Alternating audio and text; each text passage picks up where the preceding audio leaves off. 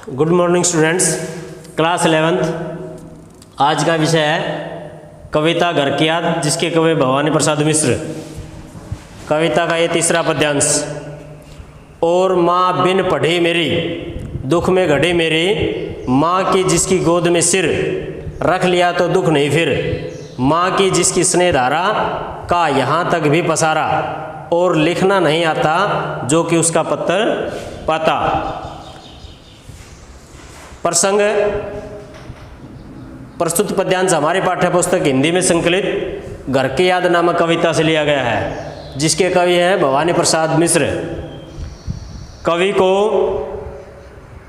1 वर्ष का कारावास की सजा मिली हुई थी, और कारावास में रहते हुए घर की याद नामक कविता लिखी।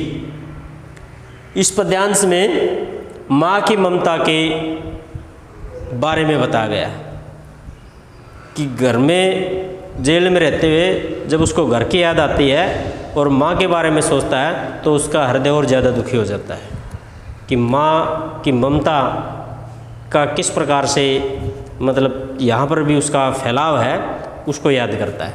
कवि कहता है कि और माँ बिन पढ़ी मेरी, कि मेरी माँ बिल्कुल अनपढ़ है। माँ की ममता को याद करते हुए कहता है कि मेरी माँ को पढ़ना लिखना नहीं आता, अनपढ़ है, और दुख में गढ़ी मेरी, और वो मेरे दुख में गढ़ी हुई है। दुख में गढ़ी हुई का मतलब है कि मैं जो उसका पुत्र हूँ, जेल में आया हुआ हूँ, और मुझे याद करके वो दुखी है बहुत ज़्यादा। अनपढ़ता का इसलिए जिक्र किया है कि वो जो पढ़ी लिखी माँ होती तो शायद पत्र के द्वारा, पत्राचार के द्वारा उसका हाल चाल पुत्र का पूछ सकती थी कि मेरी माँ अनपढ़ है और मेरे दुख में गढ़ी हुई है कि उसका एक पुत्र जेल में बंद है। माँ की जिसकी गोद में सिर, रख लिया तो दुख नहीं भर। कि माँ का ममता का वर्णन करता है कि माँ की ममता इस प्रकार से है, फैली हुई है कि यहाँ तक भी, इस जेल के अंदर भी फैली हुई है कि माँ जिसकी गोद में अगर एक बार भी सिर रख लिया जाए तो दुख नहीं आता। फिर आदमी कितना ही दुखी क्यों ना हो, अगर माँ के आंचल में जाकर के अपना सिर रखता है, उसकी गोद में रखता है, तो सारे पीड़ाएं हैं, जो सारा दुख है वो दूर हो जाता है। माँ की जिसकी स्नेह धारा यहाँ तक भी पसारा है, कि उसकी जो स्नेह रूपी जो धारा है यहाँ तक भी फैली हुई है, यानी जेल तक भी फैली हुई है, कि मैं उसकी यादों को, उसकी ममता को याद करके भी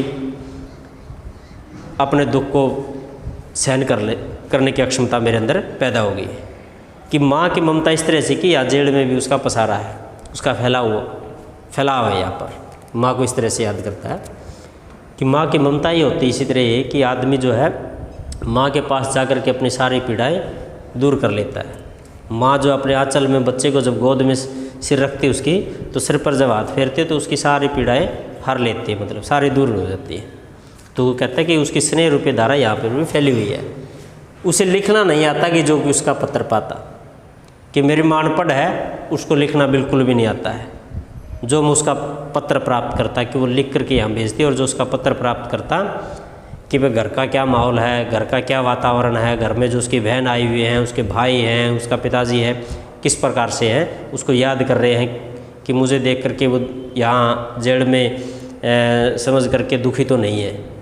तो अगर माँ जो है मेरी अनपढ़ है, इसलिए मैं उसका पत्र जो प्राप्त नहीं कर पा रहा हूँ। तो माँ की ममता का वर्णन किया गया पूरे पद्यांश में अंदर, कि माँ जो है एक स्नेह की प्रतिमूर्ति होती है, स्नेह की धारा होती है, कि वे उसका फैलाव यहाँ पर भी जेल में भी फैला हुआ है।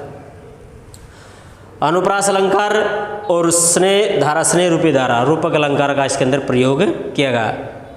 खड़ी बोली है, प्रसाद और गुण और शांत रस का प्रयोग किया गया है। आशा होगा कि आपको ये पद्यांश समझ में आया होगा। फिर भी अगर किसी प्रकार की कोई समस्या है ज़रूर बताएं, आपकी समस्या का समाधान कर दिया जाएगा। धन्यवाद।